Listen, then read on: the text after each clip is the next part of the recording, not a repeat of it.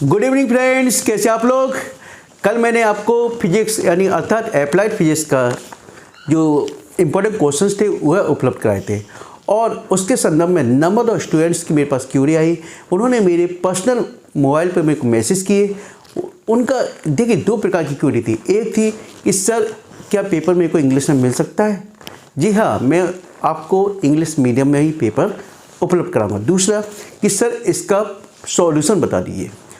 तो मैं आज उसी जो आपकी क्वेरी थी उसको रिजॉल्व करने के लिए आया हूँ। आपकी जो सॉल्यूशन है उनको मैं सॉल्यूशन प्रोवाइड करूँगा। और एक बात मैं आपको बताना चाहूँगा, सॉल्यूशन भी मैं इस प्रकार से बता रहा हूँ कि आपकी पूरी यूनिट अर्थात पूरा सिलेबस कवर हो जाएगा।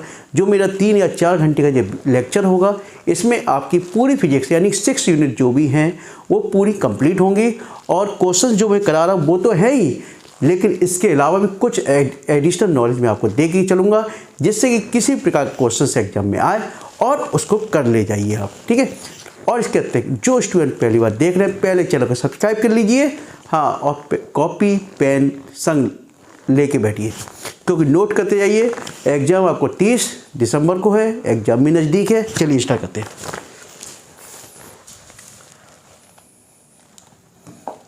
पहला क्वेश्चन है आपका, ऊष्मा किसे कहते हैं।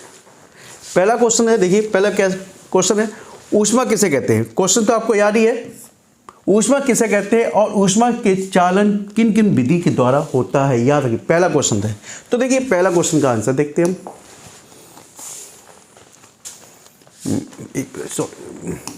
देखिए पहला क्वेश्चन आपका, ऊष्मा किसे कहते हैं, ऊष्मा का चालन किन किन विधि के द्वारा होता है। अर्थात मैंने आपको बताया था कि मैंने लास्ट यूनिट से पहली यूनिट की ओर स्टार्ट किया है। पहले लास्ट यूनिट, फिर उसके बाद यानी कि पहले 6, फिर 5th, फिर 4th, इस तरीके से मैं लास्ट में फर्स्ट यूनिट पे पहुंचूंगा, ठीक है। पहला क्वेश्चन क्या है, ऊष्मा किसे कहते हैं और ऊष्मा के संचालन की कौन कौन सी विधि है। अब इसको इंग्लिश में देखिए, what is the heat, what is the different mode of the transfer of the heat. यानी कि हीट के ट्रांसफर के कौन कौन से मोड्स है, अर्थात कौन कौन से तरीके हैं, कौन कौन सी विधि है, ठीक है। पहला क्वेश्चन तो देखिए, पहला हीट अर्थात ऊष्मा, समझते जाइए। ऊष्मा क्या होता है, एक प्रकार की ऊर्जा है। क्या है बेटा, एक प्रकार की ऊर्जा है।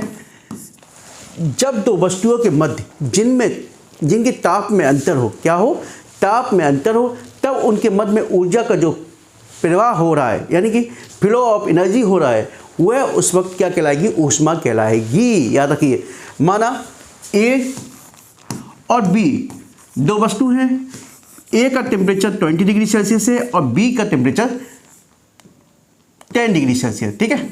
और टेम्परेचर यानी ताप का यानी ऊर्जा का प्रवाह यानी कहाँ से हो रहा है, ए से बी की ओर हो रहा है। कहाँ से, ए से बी की ओर।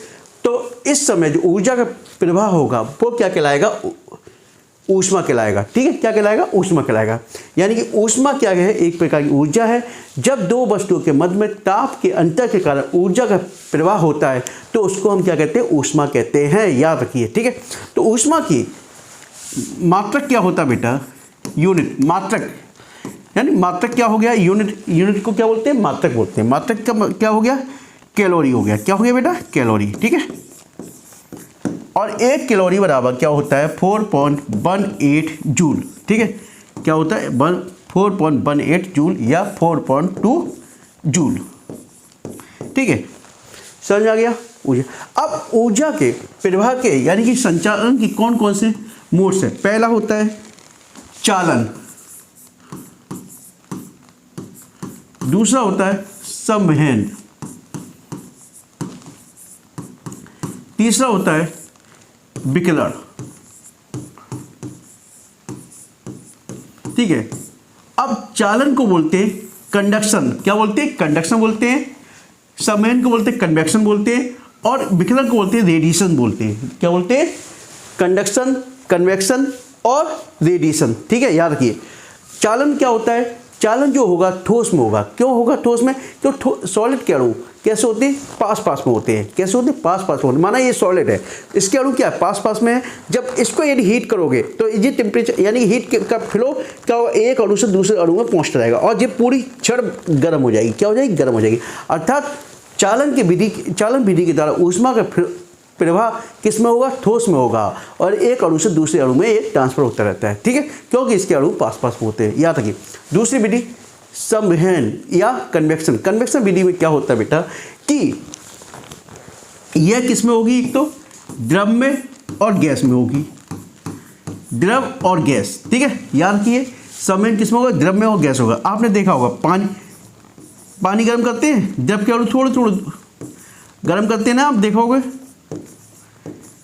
तो जब गर्म करते हैं तो क्या होगा, जिसका टेम्परेचर अधिक हो जाएगा, जो अधिक गर्म हो जाएगा वो हल्के हो जाते हैं, उसका घनत्व क्या हो जाएगा, हल्का हो जाएगा। उस यानी द्रव के पार्टिकल्स होंगे, जो द्रव के कण हैं, अणु हैं, उसको वो हल्का हो जाएगा, वो ऊपर उठने लगेगा। क्या होगा, ऊपर उठने लगेंगे और उसके स्थान पे दूसरे अणु आ जाएंगे।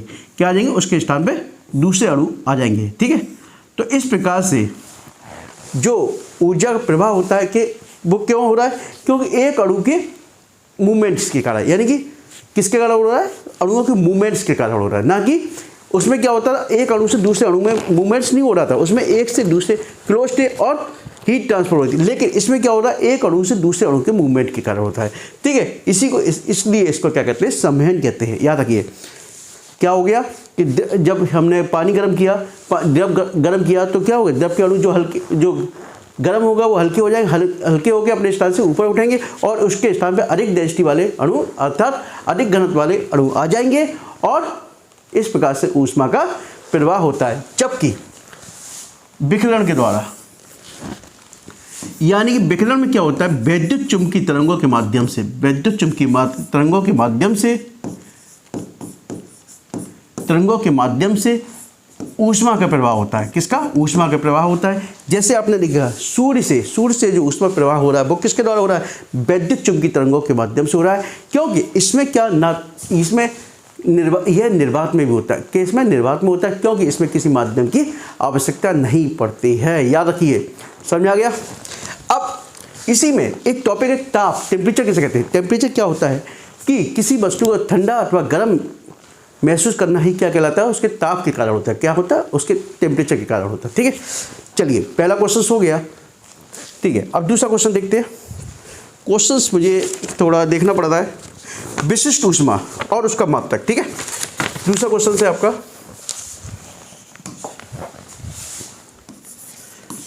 विशिष्ट ऊष्मा,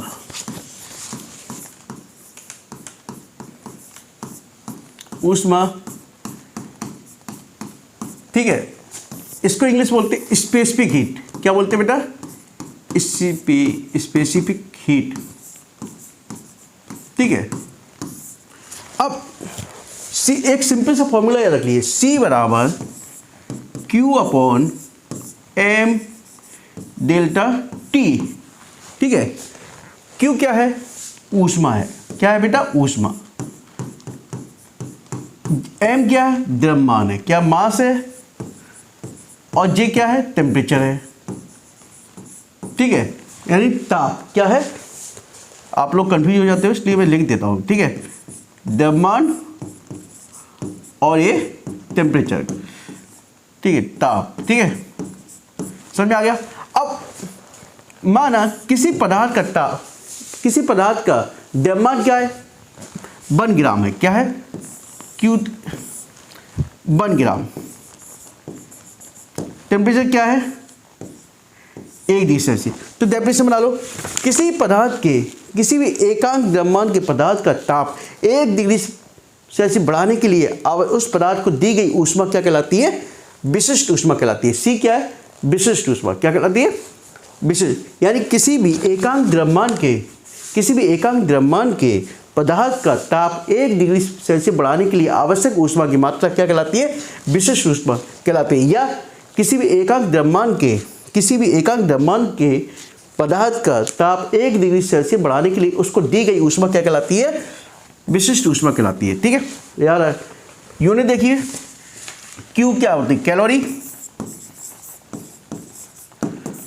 M का मास का क्या होगा, ग्राम, डिग्री सेल्सियस। हो गया, यूनिट हो गई आपकी, ठीक है, समझ में आ गया। अब देखिए विशिष्ट ऊष्मा भी 2 प्रकार की होती है, एक स्थिर आयतन पर, एक होता है स्थिर दाब पर। किस पे, विशिष्ट ऊष्मा एक होती है स्थिर दाब पर, एक होता है स्थिर आयतन पर, ठीक है, इतना याद रखिए। और याद रखिए इन दोनों के मध्य में एक रिलेशन होता है CP minus CV equal to R, ठीक है। तो CP इक्वल टू क्या हो गया बेटा, CV प्लस R, यानी स्थिर दाब पर जो विशिष्ट ऊष्मा होगी वो क्या होगा, स्थिर आयतन पर जो विशिष्ट ऊष्मा होगी उससे अधिक होती है, याद रखिए, इतना याद रखिए आप, ठीक है। नेक्स्ट क्वेश्चन, ठीक है, समतापी पृष्ठ किसे कहते हैं, तापीय प्रवणता ज्ञात कीजिए, ठीक है। नेक्स्ट क्वेश्चन, तीसरा, समतापी पृष्ठ, ठीक है।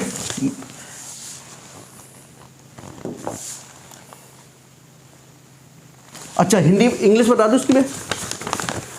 समतापी यानी कि what define the isothermal surface, यानी कि आइसोथर्मल सरफेस किसे कहते हैं, एंड व्हाट इज तापीय प्रवणता यानी कि temperature gradient, and define the temperature gradient, दोनों चीज कह रहा है, आइसोथर्मल और टेम्परेचर ग्रेडियंट, यानी समतापी पृष्ठ। समतापी पृष्ठ, सॉरी पहले समतापी पृष्ठ बना लेते हैं हम, ठीक है।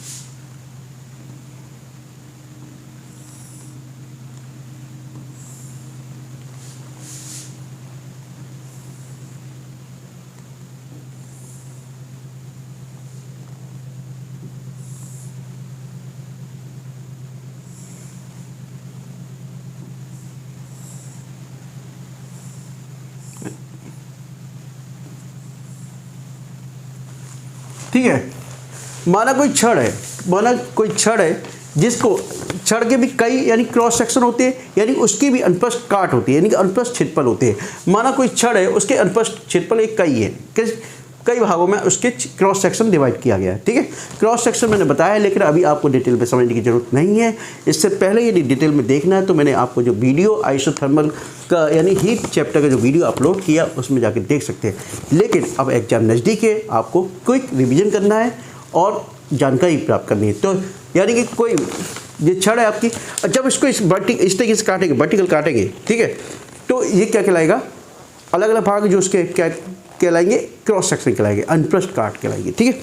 तो मानस के कोई भी छड़ स्थायी अवस्था में, कैसी स्थायी अवस्था, यानी स्थायी अवस्था छड़ की वह अवस्था होती है जब उसमें ऊष्मा की हानि नहीं होती। क्या नहीं होती, ऊष्मा की हानि नहीं होती, अर्थात यानी कि जब इसमें हीट आ रही है, क्या आ रही है, इसमें हीट आ रही है, ठीक है, तो पूरी की पूरी हीट ये एब्जॉर्ब कर लेती है, क्या कर लेती है, एब्जॉर्ब कर लेती है, और पूरी हीट फिर वो दूसरे को ट्रांसफर कर देती है, किसको, नेक्स्ट पृष्ठ को ट्रांसफर कर देती है। याद रखिए, यानी वह कंडीशन होती है जिसमें वह पूरी की पूरी एब्जॉर्ब कर लेती है, अर्थात उसमें कोई भी एनर्जी लॉस नहीं होती और वो पूरी की पूरी एनर्जी इसमें ट्रांसफर कर देती है, ठीक है, इतना याद रखिए, ठीक है।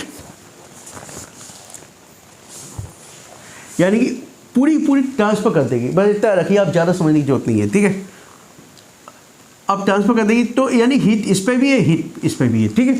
अब बस लॉस नहीं हो रहा है, स्थायी अवस्था में लॉस नहीं होता। वैसे क्या होता है, साइड से लॉस होता रहता है, लेकिन आपको केवल इतना रखना है कि एक स्थायी अवस्था में और इसका टेम्परेचर, यहाँ का टेम्परेचर अलग है और यहाँ का टेम्परेचर अलग है, क्योंकि फ्लो जब यहाँ से ऊष्मा का होगा, ऊष्मा का फ्लो जब यहाँ से होगा तो यहाँ टेम्परेचर अधिक होगा और यहाँ टेम्परेचर कम होगा। माना यहाँ थीटा है और यहाँ क्या है, थीटा माइनस डेल्टा थीटा, क्या है, थीटा माइनस डेल्टा थीटा। इस पृष्ठ का टेम्परेचर क्या है, थीटा माइनस डेल्टा थीटा है, ठीक है। क्यों, क्योंकि भाई फ्लो यहाँ से हो रहा तो टेम्परेचर यहाँ तो अधिक होगा लेकिन यहाँ कम होगा। लेकिन इस पृष्ठ के अंदर सभी बिंदुओं पर टेम्परेचर क्या होगा, समान होगा। क्या होगा, समान, यानी कि किसी पदार्थ के पृष्ठ पर उसके संपूर्ण बिंदुओं पर यदि टेम्परेचर कैसा है, ताप कैसा समान है, तो उसे हम क्या कहते हैं, समतापी पृष्ठ कहते हैं। याद रखिए, यानी यहाँ का इस पृष्ठ पर सभी बिंदुओं पर टेम्परेचर समान होगा। इसी प्रकार से इस पृष्ठ पर जो बिंदु होंगे सभी, उस पर टेम्परेचर समान होगा। इसी प्रकार से इस पृष्ठ पर टेम्परेचर समान होगा, लेकिन इनके आपस में टेम्परेचर में अंतर होगा, ठीक है, समझ में आया। यानी ये इसमें जो बिंदु हैं यहाँ पे प्रत्येक बिंदु पे टेम्परेचर समान होगा, इस प्रकार से यहाँ पर समान होगा, यहाँ पर, लेकिन इन पृष्ठों में आपस में अंतर होगा। तो मैं क्या कह रहा हूँ, किसी पृष्ठ के बिंदु समस्त बिंदुओं पर टेम्परेचर समान होता है, क्या कहलाता है, समतापी पृष्ठ कहलाता है। अब माना जब इन दोनों के बीच में दूरी क्या है, डेल्टा एक्स है, क्या है, डेल्टा एक्स है, ठीक है। तो दूरी के साथ साथ टेम्परेचर में यानी ताप में होने वाले परिवर्तन को क्या कहते हैं, टेम्परेचर ग्रेडियंट कहते हैं, क्या, ताप परिवर्तन। ये था समतापी पृष्ठ और ये समतापी पृष्ठ था, ये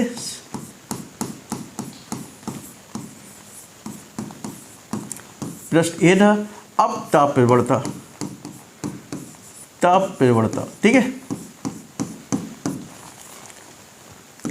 ताप परिवर्तन यानी कि डेल्टा थीटा माइनस क्या था, थीटा, एक मिनट, टेम्परेचर चेंजिंग हो रही है ना, theta minus delta theta minus theta upon delta X, theta से theta cancel, minus delta theta upon delta X. तो ताप परिवर्तन क्या हो गई, ताप परिवर्तन बराबर माइनस की delta theta upon delta x, ठीक है, इतना समझ में आ गया। नेक्स्ट क्वेश्चन नंबर 4, ऊष्मा चालकता गुणांक क्या है, श्रृंखलाबद्ध रखे दो चालकों के मध्य ऊष्मा प्रवाह की दर तुल्य ऊष्मा चालकता गुणांक ज्ञात कीजिए। क्या, क्वेश्चन नंबर 4, इसको साफ कर ले।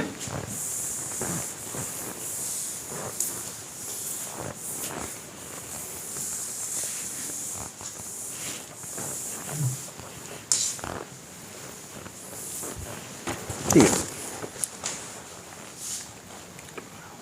ऊष्मा चालकता गुणांक, ऊष्मा चालकता गुणांक, ठीक है, coefficient of thermal conductivity, coefficient of thermal conductivity, ठीक है बेटा।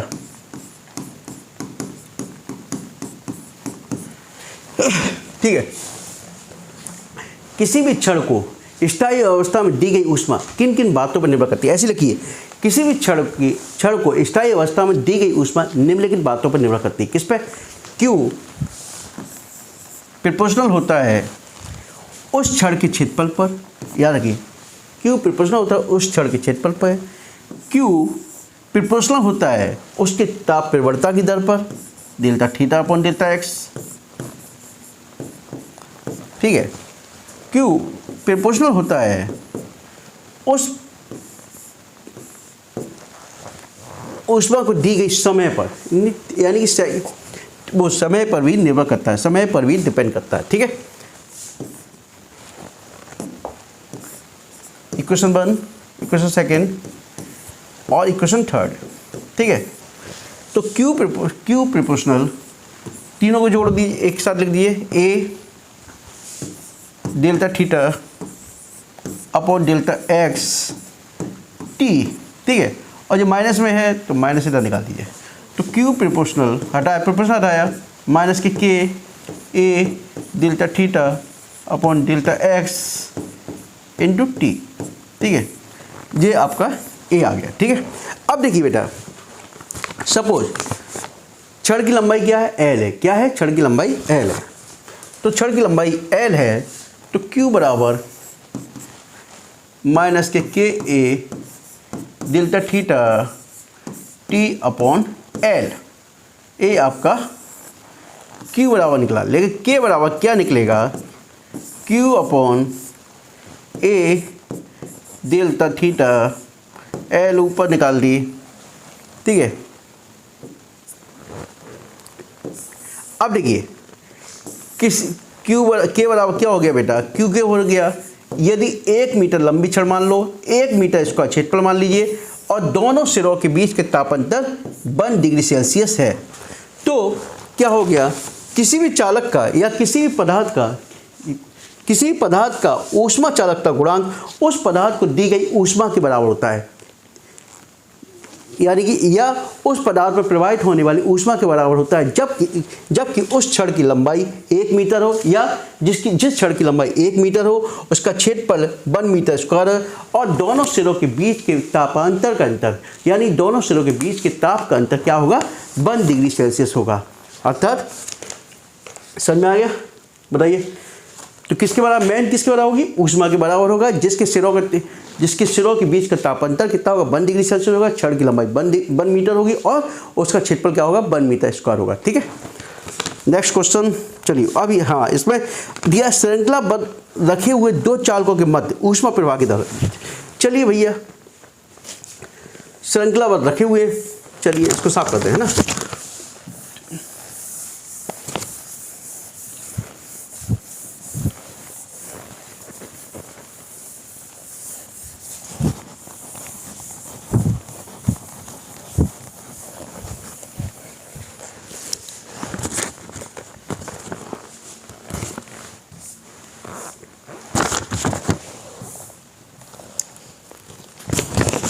ठीक है, माना दो चालक हैं जिसका क्षेत्रफल समान है। क्या माना जो दो चालक हैं जिनका क्षेत्रफल समान है और स्थायी अवस्था में उसमें ऊष्मा प्रवाहित की जा रही है। तो माना इसके सिरे पे तो एक सिरे का टेम्परेचर कितना θ1 है, दूसरे लास्ट वाले का θ2 है और बीच वाले का एक कॉमन रख दिया θ। ठीक है, और यदि इसकी लंबाई की क्रमशः L1 और इधर इसकी L2 है। ठीक है, और इसमें जो सीरीज में है तो ऊष्मा प्रवाह की दर क्या होगी, समान होगी। क्या होगी, H जो होगी समान होगी। ठीक है, समझ में आ गया।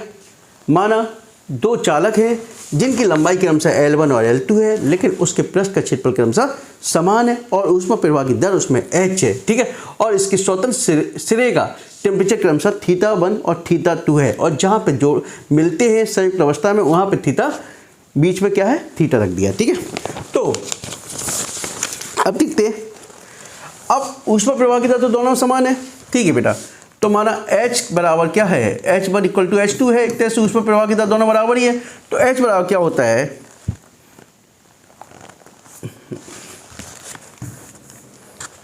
H बराबर Q अपॉन T।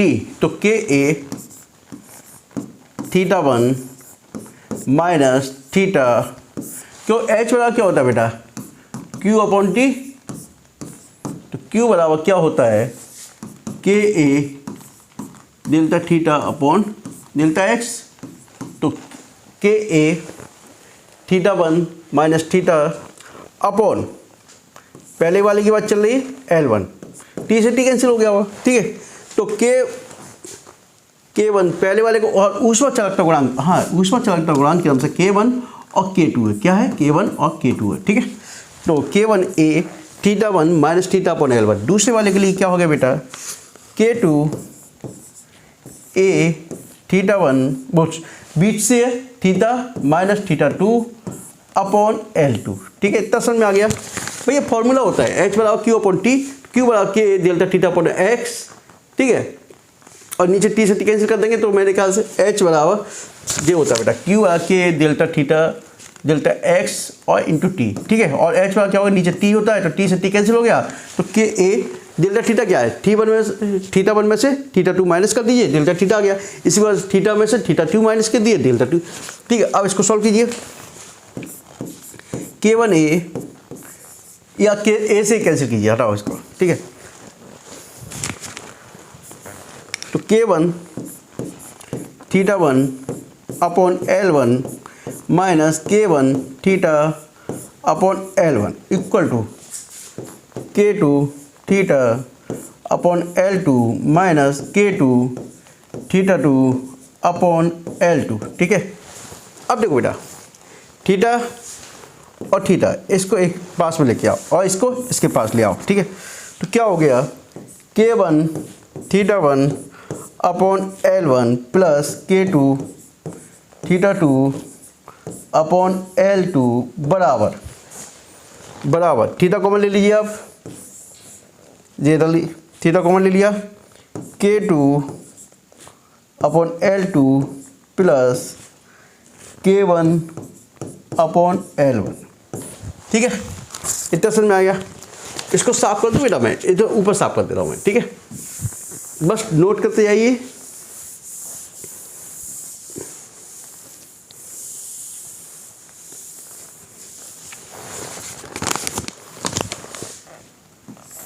थीटा बराबर K1 θ1 upon L1 plus K2, या एक साथ कर दूँ मैं, एलसीएम ले लेता हूँ। क्या ले लेता हूँ? एलसीएम ले लेता हूँ। ठीक है, एलसीएम ले लो। K1 θ1 L2 plus K2 θ2 L1 upon L1 L2, और इधर भी इधर ले लीजिए LCM. K2 L1 plus K1 L2 upon L1 L2, ये कैंसिल कीजिए आप, L1 L2। ठीक है, अब थीटा बराबर क्या आ गया बेटा? K1 θ1 L2 plus K2 θ2 L1 upon, इसको साफ कर दे रहा हूँ नीचे वाले को बेटा, इसको साफ कर दे रहा हूँ नीचे। ठीक है,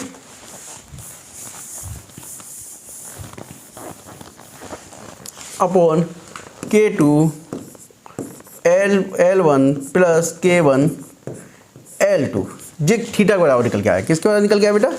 थीटा के बराबर निकल के आया। ठीक है, इतना समझ में आया। अब देखिए H1 बराबर क्या था, इसको साफ कर दूँ, इधर साफ कर दूँ मैं इसको। ठीक है, थोड़ा लंबा जरूर है लेकिन मज़ेदार है काफ़ी, है ना। H बराबर क्या था? QA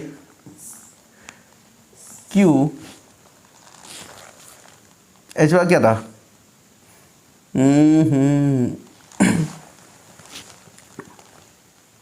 हाँ, H बराबर क्या था? डायरेक्ट निकाल Q, इसको सॉल्व किया था तो K1 A θ1 minus theta upon L1, यही तो था पहले हमने निकाला था। देखिए पहले के लिए क्या था, प्रथम चालक के लिए क्या था? H बराबर K1 A θ1 minus theta upon L1, यही था। तो इसको सॉल्व कीजिए। Put the value of theta, इसको मान लिया माना इक्वेशन फर्स्ट।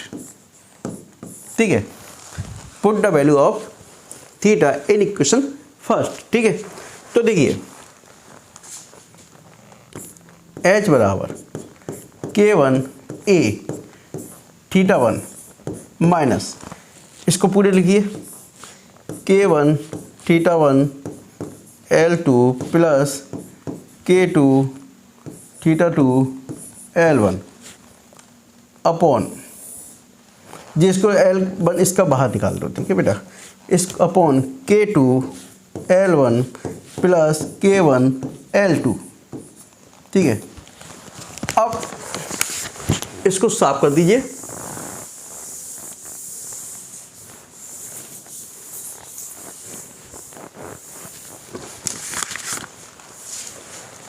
H बराबर K1 A अपॉन L1, इसको खोलिए। ठीक है, तो क्या हो गया? जस्ट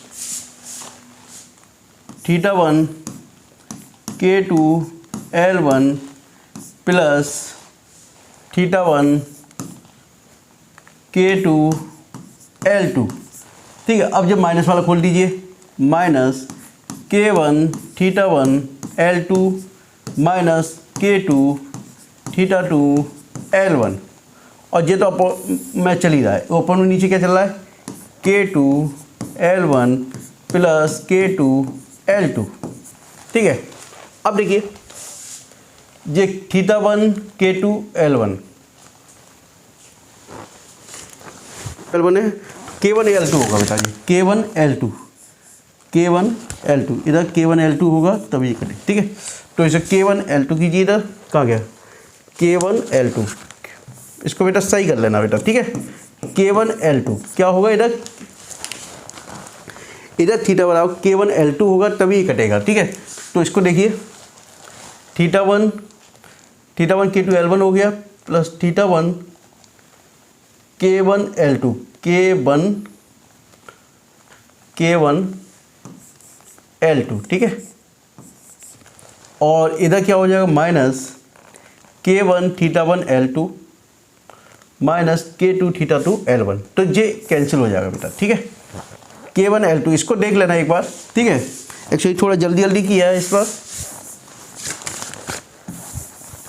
तो H बराबर क्या हो गया बेटा, K1A अपॉन L1, ठीक है। इधर देखिए, theta 1 K2 L1 minus K2 theta 2 L1 upon K2 L1 plus K1 L2।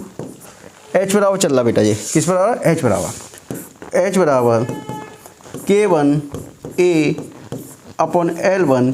इसमें से देखिए क्या ले लो कॉमन, K2 थीटा 1, वो सॉरी K1 वो क्या था, K2 L1 कॉमन ले लीजिए, K2 L1 कॉमन ले लीजिए, theta 1 minus theta 2 upon K2 L1 plus K1 L2। L1 से L1 कैसे कीजिए, ठीक है। इसको साफ कर दूँ बेटा, साफ कर दूँ, थोड़ा स्पेस कम रहता है इस पर, क्या किया जाए।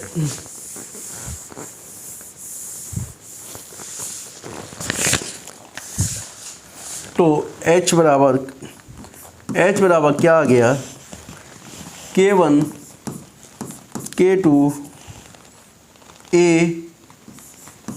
ठीक है, theta 1 minus theta 2 upon K2 L1 plus K1 L2, ठीक है। अब देखिए इसको साफ करता हूँ मैं।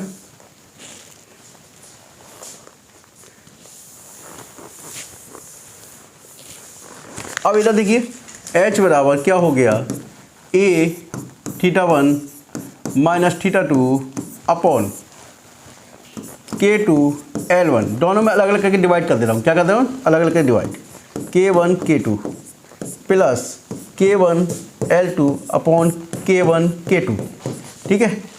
इतना समय इसको कैसे कीजिए, K1 से K1 कैसे कीजिए, K2 से K2 कैसे कीजिए। तो A theta 1 minus theta 2 upon L1 upon K1 plus L2 upon K2। H बराबर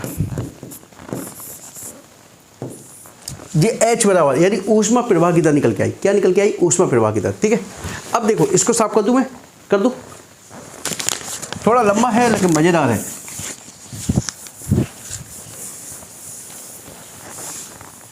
बी नोटेड R बराबर delta theta upon delta H, जानते हो ना, delta theta upon H, sorry R बराबर होता है delta theta upon H। Delta theta का मतलब क्या हो गया, theta 1 minus theta 2 upon H, ठीक है। यानी ऊष्मीय प्रतिरोध क्या होता है, R बराबर क्या होता है, theta 1 minus theta 2 upon H, ठीक है। इसको इक्वेशन सेकंड मान लीजिए, क्या मान लीजिए, सेकंड। अब H की वैल्यू इसमें रख दो, क्या रख दो, H की वैल्यू इसमें रख दें, ठीक है, रख दे वैल्यू। तो R बराबर H की वैल्यू रखोगे तो क्या हो जाएगा, A या एक थीटा 1 माइनस थीटा 2 है ही, अपॉन H की वैल्यू रखिए A theta 1 minus theta 2 upon L1 upon K1 plus L2 upon K2, ठीक है।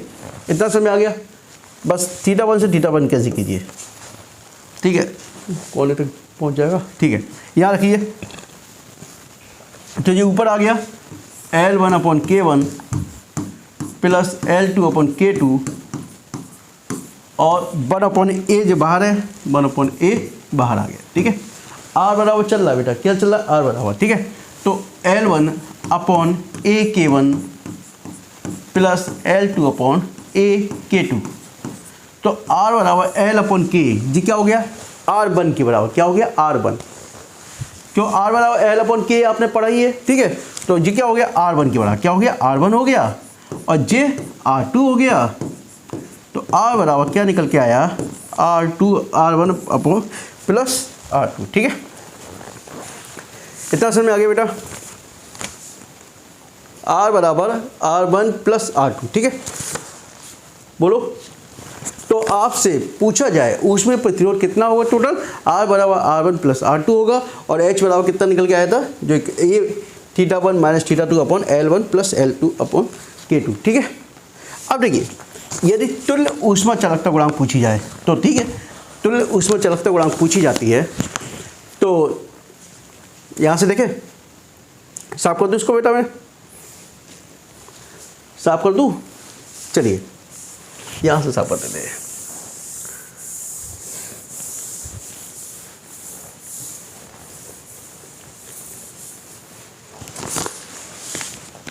तुल्य ऊष्मा चालकता गुणांक H बराबर Ka θ1 minus θ2 upon L1 plus L2, तुल्य ऊष्मा चालकता गुणांक क्या निकालनी है, यानी दोनों की एक साथ, दोनों में एक साथ ऊष्मा प्रवाह की दर ये निकालें, अर्थात तुल्य ऊष्मा चालकता गुणांक निकालना है तो दोनों की ऊष्मा प्रवाह की दर एक साथ जोड़ेंगे अब, ठीक है। तो Ka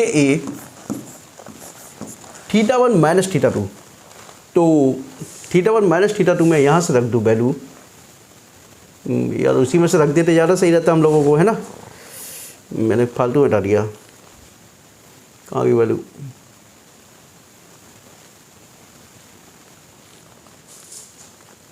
H बराबर ये θ1 जे हमें पूरे तुल्य का निकालना, ठीक है। तो H बराबर हमने अभी इससे पहले क्या था, बी नोटेड, H बराबर A क्या निकाला था इससे पहले, A θ1 minus θ2 upon L1 upon K1 plus L2 upon K2, यही तो निकाला था हमने। देखिए, तुल्य चालकता गुणांक निकालना है हमें, तुल्य चालकता गुणांक, ठीक है। तो H बराबर क्या होगा, K θ1 minus θ2 upon L1 plus L2, और बी नोटेड H बराबर A θ1 minus θ2 upon L1 upon K1 plus L2 upon K2, A होता है, ठीक है। अब देखो बेटा, तो θ1 माइनस θ2 बराबर क्या हो गया, ये H बराबर क्या हो गया, H बराबर हम इधर से रख दें तो एक साथ रख दूंगा मैं A से, यदि H पहले में रख दूंगा एक की पहले, ठीक है, A से A कैंसिल कीजिए, ठीक है बेटा, θ1 से θ1 कैंसिल कीजिए, तो क्या हो गया, K1 बराबर, K बराबर क्या हो गया, जो नीचे आ जाएगा जो ऊपर आ जाएगा, जो ऊपर चला जाएगा, तो L1 plus L2 upon L1 K1 plus L2 upon K2, ठीक है।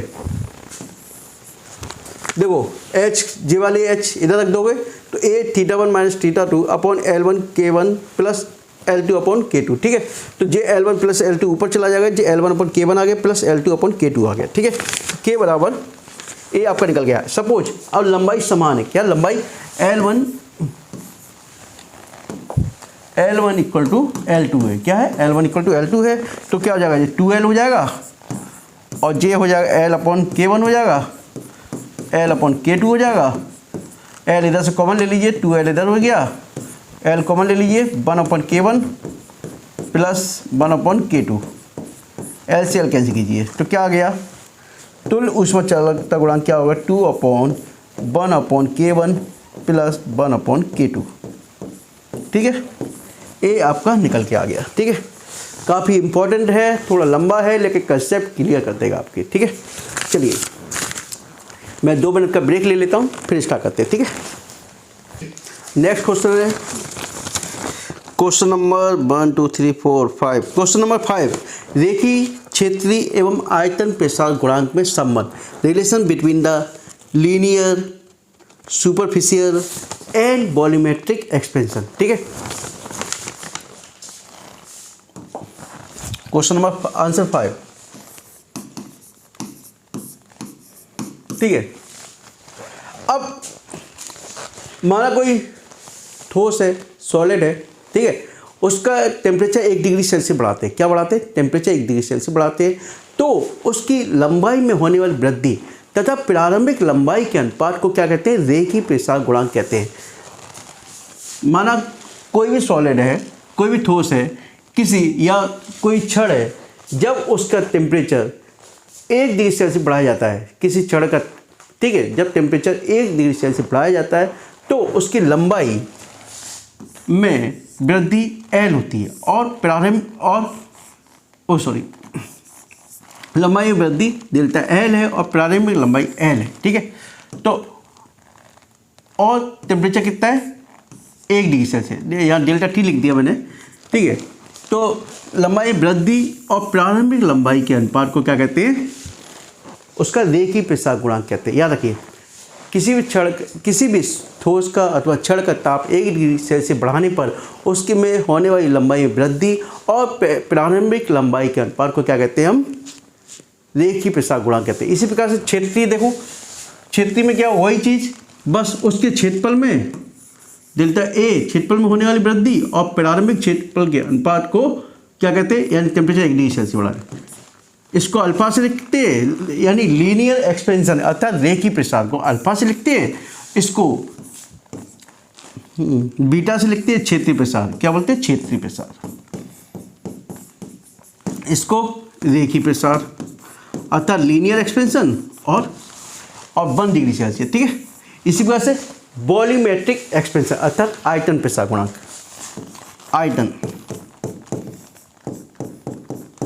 आयतन प्रसार गुणांक, ठीक है। आयतन वॉल्यूमेट्रिक एक्सपेंशन, ठीक है।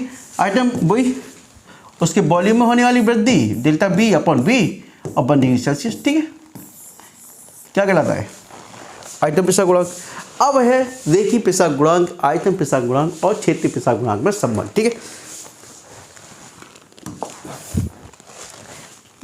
चाहो तो हम डायरेक्ट करा देते, लेकिन उससे पहले मैं आपको बता दूं, आपको पहले क्षेत्रीय प्रसार गुणांक और रेखीय प्रसार गुणांक में संबंध निकालिए। क्या निकालेंगे, क्षेत्रीय प्रसार और रेखीय प्रसार में संबंध।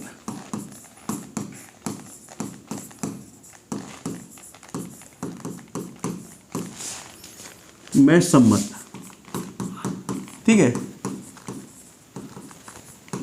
ठीक है। माना कोई सॉलिड है जीरा, ठीक है, या छड़ है, वर्गाकार है। कैसी, माना कोई वर्गाकार पटल है, इसकी लंबाई क्या है 1 मीटर है, ठीक है, चौड़ाई भी वही है, लंबाई। वर्गाकार पटल है, कोई वस्तु है, ठीक है। इसका टेम्परेचर 1 डिग्री सेल्सियस बढ़ाते हैं, कितना 1 डिग्री सेल्सियस, ठीक है। और उसका अंदर प्रसार कितना है, अल्फा है। तो उस पर लंबाई में 1 डिग्री सेल्सियस टेम्परेचर बढ़ाने पर लंबाई उसकी क्या हो जाती है, अल्फा 1 प्लस अल्फा हो जाती है। क्या हो जाती है बेटा, अल्फा हो जाती है। बस इतना लिख लो। माना कोई एक वर्गाकार पटल है जिसका ताप, जिसकी प्रारंभिक लंबाई क्या है, या 1 मीटर है, जिसकी लंबाई क्या है 1 मीटर है, और जिसका टेम्परेचर 1 डिग्री सेल्सियस बढ़ाने पर उसकी लंबाई क्या हो जाती है, 1 प्लस अल्फा हो जाती है, जहाँ पे अल्फा क्या है, अंदर प्रसार है, ठीक है।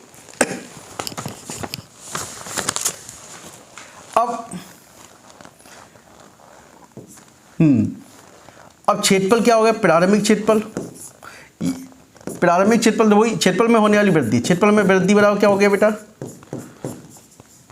वर्ग का क्षेत्रफल क्या होगा 1 प्लस अल्फा का स्क्वायर, और प्रारंभिक क्षेत्रफल क्या होगा, भुजा स्क्वायर होगा। तो प्रारंभिक तो वही 1 होगा, तो 1 का स्क्वायर प्लस अल्फा का स्क्वायर प्लस 2 अल्फा माइनस 1 से 1 कैसे कीजिए, अल्फा स्क्वायर प्लस 2 अल्फा, ठीक है। यदि अल्फा की वैल्यू बहुत कम है, अल्फा की वैल्यू बहुत कम है, तो अल्फा स्क्वायर की वैल्यू बहुत कम हो जाएगी। कैसी हो जाएगी, बहुत कम हो जाएगी, ठीक है। तो क्षेत्रफल में होने वाली वृद्धि क्या होगी, बीटा बराबर क्या हो गया बेटा, अल्फा स्क्वायर 0 हो गया, तो ये क्या होगा 2 अल्फा।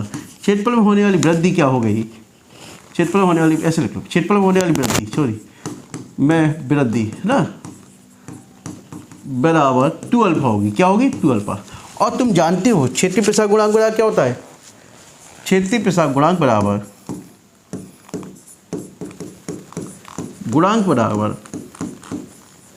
क्षेत्रफल में होने वाली वृद्धि 2 अल्फा और प्रारंभिक क्षेत्रफल कितना है 1 और टेम्परेचर कितना था 1, तो क्षेत्रीय प्रसार गुणांक कितना निकल गया, बीटा बराबर निकल के आया 2 अल्फा। क्या निकल के आया, 2 अल्फा, ठीक है। समझ में आ गया। इसी प्रकार से देखो बेटा, आयतन प्रसार गुणांक, आयतन और रेखीय प्रसार गुणांक में संबंध, और रेखीय प्रसार गुणांक का संबंध।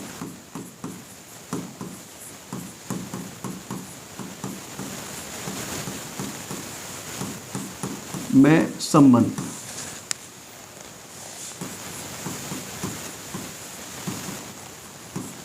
ठीक है,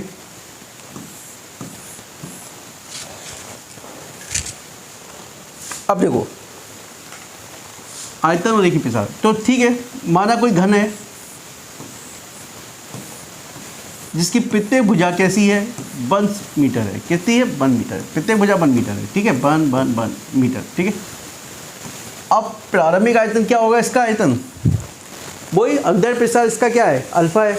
तो 1 डिग्री सेल्सियस टेम्परेचर बढ़ाते हैं तो उसकी लंबाई क्या हो जाती है बेटा, 1 प्लस अल्फा हो जाती है। क्या हो जाती है, 1 प्लस। याद रखिए, माना कोई घनाकार वस्तु है जिसका टेम्परेचर 1 डिग्री सेल्सियस बढ़ाते हैं तो उसकी लंबाई 1 प्लस अल्फा हो जाती है, जबकि अल्फा क्या, अनुदैर्ध्य प्रसार है। क्या, अनुदैर्ध्य प्रसार। ठीक है, तो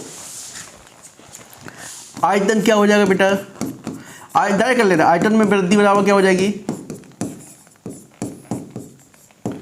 1 प्लस अल्फा का क्यूब माइनस 1 का cube, a cube plus b cube plus 3ab square, 3 into 1 into alpha square plus 3 alpha into 1 minus 1। ठीक है, 1 से 1 कैसे कीजिए, alpha cube plus 3 alpha square plus 3 alpha. ठीक है, यदि अल्फा का मान अत्यधिक कम है, कैसा है, अल्फा का मान अत्यधिक कम है, तो अल्फा स्क्वायर और अल्फा क्यू की वैल्यू और भी निग्लेजिबल अर्थात 0 के बराबर हो जाएगी। तो आयतन में वृद्धि बराबर कितनी होगी, वृद्धि बराबर हो जाएगी 3 अल्फा। और आयतन प्रसार गुणांक जानते हैं, क्या जानते हैं, आयतन प्रसार गुणांक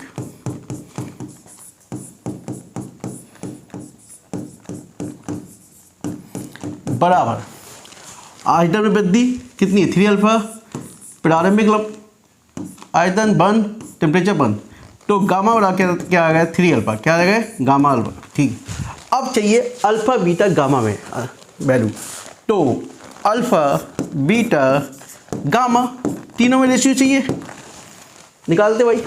अल्फा तो अल्फा ही है, बीटा वाला कितना निकला था, 2 अल्फा, गामा वाला कितना निकला था, 3 अल्फा। तो अल्फा कैसे कीजिए, 1/2/3 हो गया। कैसे भी क्वेश्चन पूछा जाएगा, निकाल ले जाओ। अब देखिए, लगभग मैंने इंपॉर्टेंट क्वेश्चंस भी थे और लगभग मेरे ख्याल से मैंने कि जो आपकी 6 यूनिट थी थर्मो, ठीक है, टेम्परेचर्स, उसमें मैंने आपका सब कुछ कवर किया।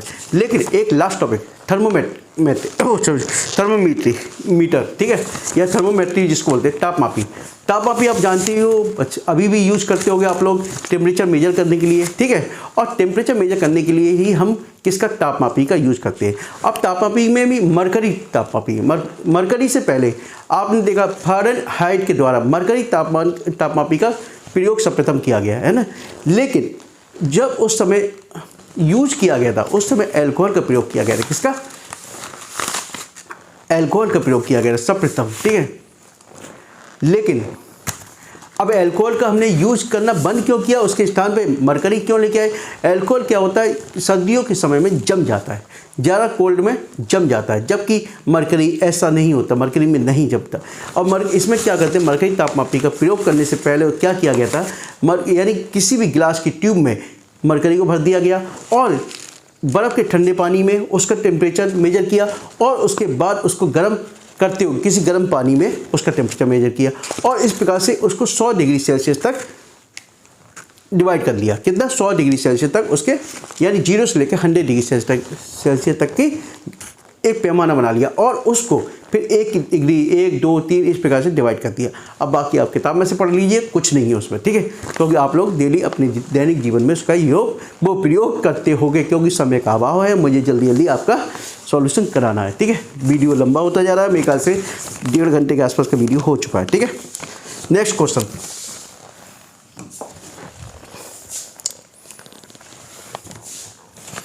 हुक का नियम। हुक का नियम, ठीक है।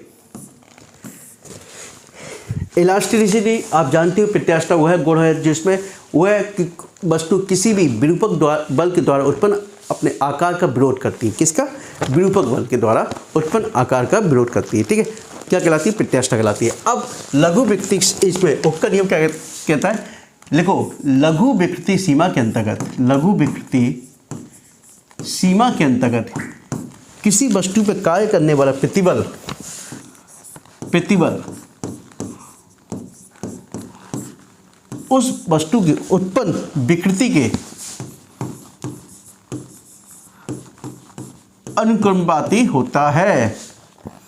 तो प्रतिबल बराबर प्रत्यास्थ गुणांक, एक वो आया कांस्टेंट और विकृति, ठीक है। तो E बराबर क्या हो गया बेटा, प्रतिबल बटे विकृति, ठीक है।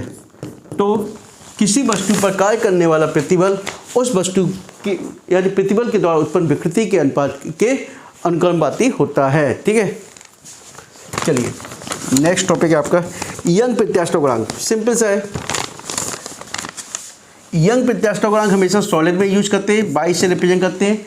यंग प्रत्यास्थ गुणांक 22 से रिप्रेजेंट करते हैं। इसको अनुदैर्ध्य प्रतिबल, प्रतिबल अपॉन अनुदैर्ध्य विकृति। लेकिन आपको सॉलिड वाले कुछ नहीं करना, आपको बस इतना लिखना है, अनुदैर्ध्य विकृति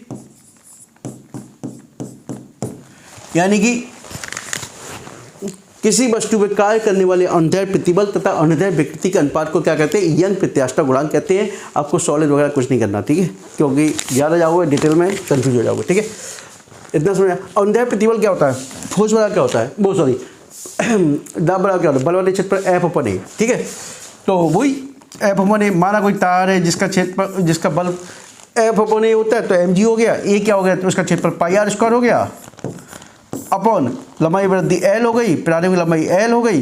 इसको हटाइए यहाँ भेजिए, तो mg L upon pi R square L, ठीक है। यंग प्रत्यास्थ गुणांक ये आपका निकल के आ गया, ठीक है। चलिए कितने क्वेश्चन हो गए बेटा आपके, देखिए 1 2 3 4 5 6 7 8। अब देखिए 14 बैरोमीटर मैंने 1 मिनट का लेक्चर लिया, केवल 1 मिनट का लेक्चर है, और वो आप मेरी यूट्यूब चैनल पे जाके देख सकते हैं, ठीक है।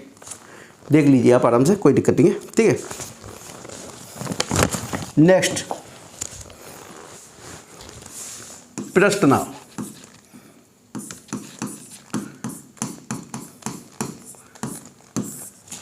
यानी कि सरफेस टेंशन, क्या बोलते हैं, सरफेस टेंशन।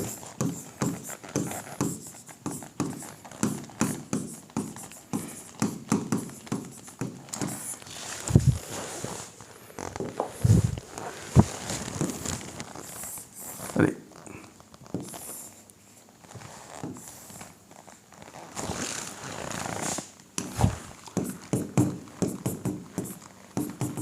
ये द्रव है, क्या है, द्रव है, जल भरा हुआ, यानी किसी बर्तन में जल भरा हुआ है। अब इसमें मैंने एक काल्पनिक रेखा खींची थी, क्या खींची थी, काल्पनिक रेखा खींची थी, ठीक है।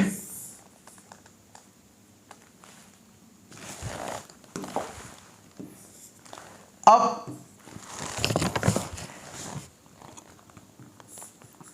एक फोर्स कार्य कर रहा होगा, इस पर क्या कर रहे हैं, एक फोर्स कार्य कर रहा होगा, यानी कि द्रव के पृष्ठ पर खींची गई काल्पनिक रेखा पर कार्य करने वाले, यानी खींची गई काल्पनिक रेखा के लंबवत कार्य करने वाले बल को क्या कहते हैं, पृष्ठ तनाव कहते हैं। ज़्यादा हमें डिटेल में नहीं जाना क्योंकि आपके पास समय कम है, T बराबर F अपॉन L होता है, ठीक है।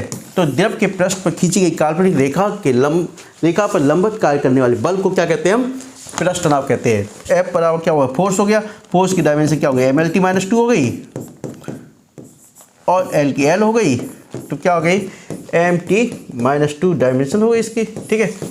अब इसमें एक क्वेश्चन दिया है, साबुन के घोल में किसी पृष्ठ की पृष्ठीय ऊर्जा क्या होगी, साबुन के घोल में। देखिए कोई बात नहीं, एक तार लीजिए, तार हमने ये ले लिया आपका, ठीक है, तार ये ले लिया आपने, दिख रहा है, हाँ ठीक है। अब देखिए इसमें एक तार मैंने बीच में इस तरीके से स्लाइडिंग खिसकता हुआ तार मैंने यहाँ पर बीच में लगा दिया। अब देखिए वो तार क्या ऊपर क्यों जाने की कोशिश करेगा, क्यों करेगा, क्योंकि जब जो अणु होंगे, मॉलिक्यूल्स होंगे, वो अपनी ओर खींच रहे होंगे, क्या करेंगे, अपनी ओर खींच रहे होंगे। तो इसको बैलेंस करने के लिए मैं नीचे की ओर एक फोर्स लगा देता हूँ, एक कोई भार टांग देता हूँ, तो फोर्स नीचे, एक भार नीचे की ओर टांग दिया मैंने, तो फोर्स क्या करेगा। अब सपोज यानी कि ये साबुन की फिल्म है, कैसी, साबुन की फिल्म है एक तरह से। और इसकी लंबाई क्या है, एक तरफ पे एल है, क्या है। तो अब इसको मैं तार को थोड़ा सा खिसका के नीचे लेके आता हूँ डेल्टा एक्स तक, ठीक है। तो उसके क्षेत्रफल में यानी पृष्ठीय क्षेत्रफल में वृद्धि हो जाती है, क्या हो जाती है, वृद्धि हो जाती है, ठीक है। तो फोर्स जो कार्य करने वाला फोर्स होता है एफ, उसकी लंबाई यानी कि तार की लंबाई के अनुपाती होता है। लेकिन आप जानते हो इसकी फिल्म कितनी होगी, एक भाई साबुन का घोल है, साबुन का घोल एक तरफ से फिल्म बनाएगा तो दूसरी तरफ से भी तो फिल्म बन रही है उसकी, तो ठीक है। तो एफ प्रोपोर्शनल, एफ बराबर एफ प्रोपोर्शनल क्या हो गया 2L एक तरह से, ठीक है। तो एफ इक्वल टू क्या हो गया, कांस्टेंट राइट 2TL, क्या हो गया 2TL। तो डब्ल्यू बराबर क्या होता है बेटा, एफ इंटू डेल्टा एक्स, क्या होता है फोर्स बराबर, वो कार्य बराबर बल इंटू विस्थापन। विस्थापन क्या है, डेल्टा एक्स है, तो फोर्स कितना है 2TL और डेल्टा एक्स। तो लंबाई इंटू चौड़ाई क्या हो गई 2T डेल्टा ए। तो W बराबर क्या हो गया 2T डेल्टा ए। तो T बराबर क्या हो गया W अपॉन डेल्टा ए, ठीक है। तो किसी पृष्ठ पर कार्य करने वाला पृष्ठ तनाव उस पर कार्य किए गए कार्य के बराबर होता है जो कि उसके पृष्ठ की एकांक लंबाई में वृद्धि कर देता है, अर्थात उसके क्षेत्रफल में एकांक लंबाई के वृद्धि कर देता है, ठीक है। चलिए भाई अब देखते हैं केस नली, क्वेश्चन ज़्यादा हो रहे हैं।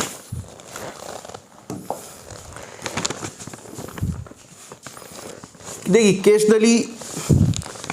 नली तो जानते हो आप, गिलास की एक ट्यूब होती है जिसमें, केस नली क्या होती है, गिलास की एक तरह से ट्यूब होती है, क्या होती है ट्यूब होती है जिसमें जल ऊपर या नीचे उतरता है, ऊपर चढ़ता है नीचे उतरता है, ठीक है। अब केस नली में द्रव के ऊपर चढ़ने पर पृष्ठ तनाव हेतु व्यंजक स्थापित करना है। तो सिंपल सा है, व्यंजक स्थापित करना है। तो देखिए भाई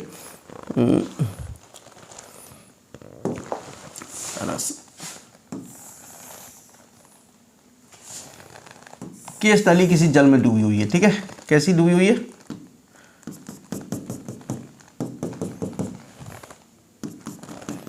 ये बर्तन ले लिया आपने, ठीक है।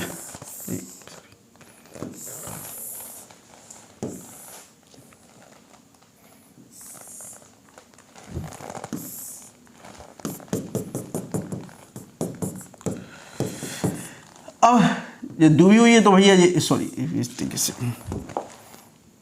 किराए अवतल प्रेस बना लेता है, कैसे बना लेते हैं अवतल। तो यहाँ पर इस पर जो इसके नीचे जो दाब की कमी आया, जब केस नली किसी जल में डुबाया जाता है तो उसके नीचे वाले सिरे पे इतने दाब की कमी आ जाती है, कितनी P-2T अपॉन R। यानी केस नली को जब द्रव में डुबोया जाता है, किस में द्रव में डुबोया जाता है, ठीक है। तो उसके यानी सभी जगह दाब समान रहता है, P रहता है, लेकिन जहाँ ये डुबोया जाता है इसके नीचे इस पे भार, इसके दाब में कमी आ जाती है, कितनी आ जाती है P-2T अपॉन R कमी आ जाती है, इतना याद रखिए, ठीक है। तो लेकिन अब ये कमी आती है और इसी कमी के कारण जो इधर का जो जल है और इधर का जल है वो इधर ऊपर चढ़ने की कोशिश करता है, क्या करता है ऊपर चढ़ने की कोशिश करता है। तो जो नेक्स्ट फिगर बनेगा उसमें ये पूरा एरिया जल भर के आ जाएगा, नेक्स्ट ऊपर बढ़ेगा, ठीक है। तो P-2T अपॉन R, ठीक है, ये कमी आती है। तो P बराबर क्या हो गया बेटा 2T अपॉन R, क्या हो गया। और P बराबर क्या होता है आप जानते हो H रो G या HdG 2T अपॉन R, ठीक है। माना इसकी त्रिज्या R है, इसकी वक्रता त्रिज्या R है कैपिटल, और ये थीटा एंगल बनाता है, ठीक है। क्या बनाता है कॉस थीटा एंगल बनाता है। कॉस थीटा बराबर क्या हो गया आधा बटे कर्ण R अपॉन R, ठीक है। तो R बराबर क्या हो गया R अपॉन कॉस थीटा, क्या हो गया बेटा R अपॉन कॉस थीटा, ठीक है। R अपॉन HdG बराबर हो गया HdG बराबर हो गया 2T upon R cos theta. तो H बराबर कुछ गड़बड़ हो रहा है आपसे, एक मिनट रुको। R बराबर R upon cos theta, sorry R बराबर R अपॉन cos थीटा, ठीक है R अपॉन cos थीटा ना, ठीक है। तो H बराबर हो गया 2T cos theta upon R D G. ठीक है, ये लगभग आपके एक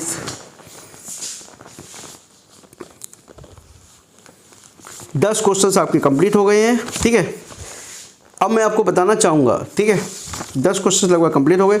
बाकी क्वेश्चंस जो है आपके, देखिए डायमेंशन के क्वेश्चंस आपके मैंने एक ही वीडियो में, आप एक वीडियो देख लीजिए, उसमें मैंने पूरा कंप्लीट कर लिया है आपका। एक वीडियो 1 घंटे का वीडियो है, उसमें मैंने आपको पूरा कंप्लीट किया है। तो उसमें डायमेंशन, आप एक सीमाएँ वाला थोड़ा अलग से वीडियो है, उसको भी देख लीजिए। बाकी यदि आपको कोई डाउट्स है तो कृपया कमेंट्स में लिख कर मुझसे पूछ सकते हैं। आगे के मैं क्वेश्चंस मेरे सब यानी प्ले लिस्ट पर मैंने सारे वीडियो अपलोड कराए हैं। आप टॉपिक देखिए, सर्च बर्नौली थ्योरम, देखिए बर्नौली प्रमेय में पूरा, और बेंचोमीटर पूरा 1-2 घंटे का वीडियो है। 2 घंटे में आप जल्दी जल्दी सिलेक्टेड टॉपिक इसमें सेलेक्ट कर लीजिए और पूरा कंप्लीट कर लीजिए। ठीक है, जड़त आघूर्ण की परिभाषा, ये सब ये बहुत ईजी है, बहुत बहुत ईजी। एक बार करके देखिए, नहीं आता है तो आप कमेंट्स में लिखिएगा, मैं आपको बता दूंगा। ठीक है, चलिए, और इसके अतिरिक्त जो स्टूडेंट पहली बार मेरे चैनल को देख रहे हैं, कृपया चैनल को सब्सक्राइब कीजिए और दोस्तों के मन में शेयर कीजिए। आपके जो भी डाउट्स है तो बेफिक्र रहिए आप, मैं आपके डाउट्स क्लियर करूँगा। ठीक है, ओके, थैंक यू।